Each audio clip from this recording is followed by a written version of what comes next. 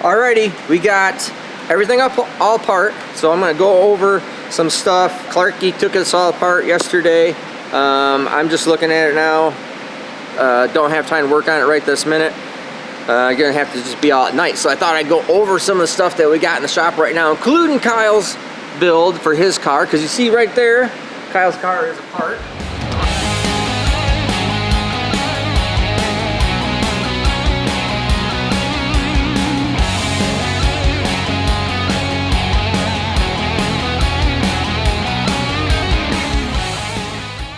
So we'll go over that. I'll show you this block. First thing we're gonna have to do is we're gonna have to just replace these sleeves. I know people look at this, now I have not cleaned anything up. You can see this cool little dented, not blowed out, so I'm kind of happy about that, because when it blows out this wall, it's really kind of a big deal.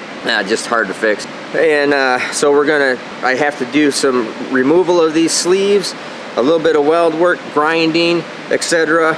But people always think that block is junk. Trust me, this block is not junk. Not even remotely close to junk. So I'm gonna repair this. That shouldn't be a big deal. Tomorrow we are going over and I'm gonna magnaflux this crankshaft with my crank guy early in the morning before we start work. We're gonna go over there super early, and so I can come back and work on other people's stuff. So let's go look at that crankshaft real quick. Block is pretty goddamn good, but you can see there's a lot of damage. Go ahead and jump in, get in there one more time, Nate, and so you can really see what's going on.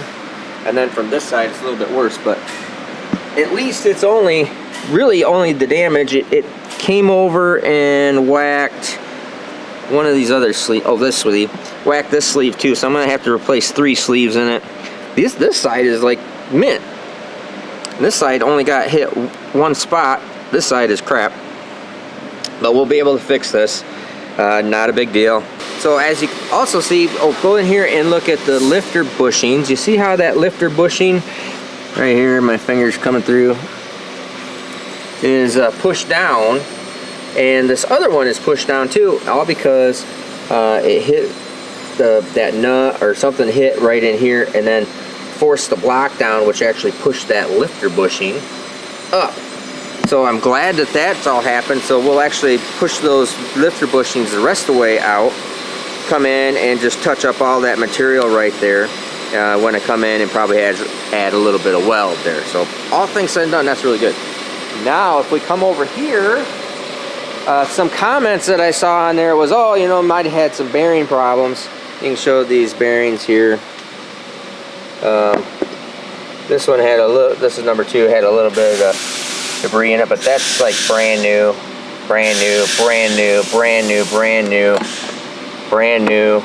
These are all look like $1,000,000, so there was never any problem there. And then some of their bearings fell out of the, not fall out, but Clark didn't save them. That rod bearing is brand new. Over here, these rod bearings, I mean, they actually, I'm really happy how they look. I think they look better than even what I was expecting, especially since it obviously broke. And well, I know when it broke because it basically shut down right there after it ran that broken stud nut through there. Oh, here's the other bearings. So I mean, you can see those are just like brand new. This one here is the only one that even ran any remote piece of trash through it right there. But those just look like brand new. So no issues there. Also, somebody asked or had a comment about, you know, maybe, and a couple people actually, about the torque converter with that material being in it possibly being out of balance. So minimal, wouldn't really even have any effect. And honestly, it might even be a matter of the oil being like a dampener in there as far as material balance, you know. Really nothing there to be concerned about or even think about. Let's see, so we had that. I think that's about it. Now let's go over there and look at the cylinder head and crank. I'll show you that stuff. Yep. But before we go over there to the cylinder head and crankshaft, look at this camshaft, because I'm also really happy about this for how much damage was, I'll turn it, for how much damage was done. Let's save my bearing here. Bear with me, this is the thrust bearing for the for the camshaft. There we go. But there's our damaged oil pan, and here is, remember I talked about how much these camshafts are, but they're tool steel, and these things are just nice. And they're pert near, I won't say indestructible, but if that was a steel rod, it probably would have foobarred everything up. But being aluminum, it's actually pretty good, and you can see this, but I can't even really feel it. So camshaft, nice. After it cleaned it out a little bit, was able to just turn it, and I mean, it spins in the bore fine, everything's great, so it's not bent, didn't get destroyed on the lobe. I mean, I'll just polish this up a little bit, and on these two lobes, two lobes, and this thing's ready to rock and roll too. Before we do the crankshaft, let's look at the cylinder head. These are Kyle's heads. It's just a cluster cuss in here right now, so just forgive this. But this chamber had a blowed up rod, not even connected to it. So that is like, and it hit up here. I mean, the piston came up and hit the head, but since this thing is so solid, this is up in this whole area here. Up in this whole area, you're probably a minimum of an inch to an inch and a half thick of solid billet material, so it doesn't really do a lot of damage here. Now, crankshaft, really happy about this. All I did is just put this in the cleaner, and I've cleaned it with just a hot tank. So come here and look at this thing. Let's see, we'll start down here. Mint, mint, mint, mint, mint, mint, mint. Almost mint. This is the only damage on this crankshaft. Right there, barely anything. So we're just literally, we just kicked the rod out of this thing, and the only thing I'm going to have to do is polish this if it's not cracked. So we're going to take this over to the crankshaft guy tomorrow and have a little video about how you magnaflux a crankshaft to make sure that this crankshaft is not broke. But I am ecstatic that this is not broke. Minimal amount of dinging out here. I'll grind this up a little bit and make it smooth and flat. It'll be like $1,000,000. So this thing is nice. Now, stuff we got going on, obviously with the wagon, obviously with Kyle's car. Let's go over here and see what Kyle's working on, because we're also trying to finish up Keith Abbott's truck. All right, Kyle is, we just got the Keith Abbott's truck back, changed over the turbo hot side. Now, clarification for all the people that, some guy writes in and leaves this comment that actually irritated me just a little bit. Most comments don't irritate me, to tell you the truth, haters or not. But it's like, all that money and all that expertise, and you can't figure out how to make a rear turbo kit work. Yes, I can. The point was, we dynoed this engine for a completely different setup. Keith said, man, I can't put the turbos up front really close like what we thought. Can I put them in the back of the truck? And I said, sure, let's try it. Let's see if we can make it work. Okay? That's totally different than, we can't figure it out. So anyways, that one just bugged me a little bit, but it's no big deal. So now we have, it does make boost. Kyle's already run it some, already done a baseline on it. We'll have a little bit of video on this thing today, and it is building boost. So I think though, because it is so far back in the back, have had to go with such a small pipe and a smaller turbine side to make it spool. We're down on a little bit of horsepower, which only is logical. It's got more back pressure, it takes more power to do it, right? That's correct. That is correct. So you've gone through and done lash and stuff like that, yep. Just make sure everything's okay? Yeah, just checked the lash, did all that happy stuff. So I actually had an issue with it yesterday when it just barely tagged the rev limiter a little bit and it kicked the serpentine belt off. So I'm putting that back on right now, and hopefully that will remain on for the remainder of the dyno session. Just hit the rev limiter a little bit. Just a little bit. Just for like 0.01 seconds. It happens. So we'll get this thing all around and ready. Yep, so you can take a look back here real quick. It looks pretty good. To try keeping everything, so Still have the stacks through here, which is pretty neat.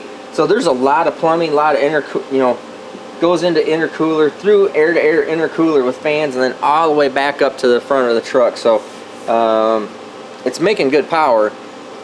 This just is, there is nothing ideal in a drag race form, this entire project.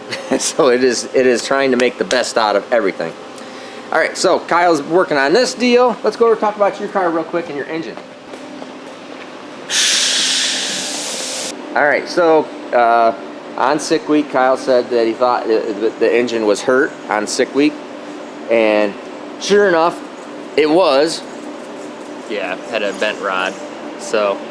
Had one bent rod. We'll show you this rod because it's pretty interesting, because I didn't know you could bend as short a rod as this is, I didn't even know you could bend something like that. But anyways. Yep. Wow. So Kyle is going to do some converting over of his car. So Kyle's working late nights, early mornings trying to get this thing done while we're still doing work for other people. So he's converting it over to dry sump, putting a new set of rods in it. Yep. We're doing a little bit. Chris is coming over to do just a little bit of chassis setup on it, right? Yeah, he's changing the pickup points on the rear end for the top bars, because the way it's set up right now is 100% untouched factory Fox by the SN95 stuff. So it's not really set up right for a radial tire, it's more for a slick tire and a slick prep. So all the stuff that we're going to be doing on these drag and drive events is primarily radial stuff. So I'm putting a radial tire on it, and I'm going to have Chris come over here and change my instant center around and stuff like that and get it ready to rip. Rip, cater chip. Okay. So let's go over and look at the engine. You can show us that and what you're doing with engine stuff and that bent rod.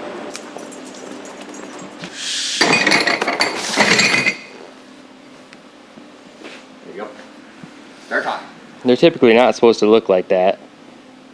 Yeah, so that is a little 5.4 long. 5/400 rod, yep. Yeah. And the piston's not hurt either, which is interesting. So bent that rod and show them the new rods that we're putting in it. New rods I got for are these Weisco boost line rods. They look pretty stout. I'm pretty impressed with these. We've run these in a couple different engines and have good success with them, so hopefully they'll be an upgrade for me. I think you'll find this really fascinating, really interesting.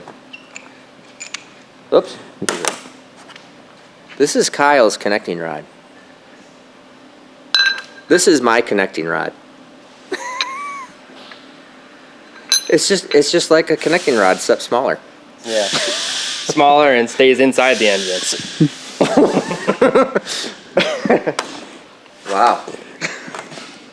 They bend, but at least they didn't break. In the burnout, nonetheless. They made it through the burnout. Yes. Oh, it's on. So anyways, I'm Steve Morris, that's Kyle Morris. We'll have some pretty good content here for you. Probably, we have Sick the Movie. We're going to have Sick the Movie out tomorrow at 8 p.m. on our channel. Make sure you click on that thing and watch. That's going to be pretty cool. And then we'll have some more content as we continue on with the Keith Abbott's truck on the Hub Dyno. I'm sending out another SMX for Ned Dunphy today. I'll give you a little bit of, that is going in Ned's Viper, and that thing is BAD. I mean, that thing is, it is nicer. Well, it's probably not as nice as the wagon, but that's just because I'm preferential. But it is nice as the wagon. Let's go there. Anyways, I'm Steve Morris. You can close it. Oh, I'm Kyle Morris. Have a good one.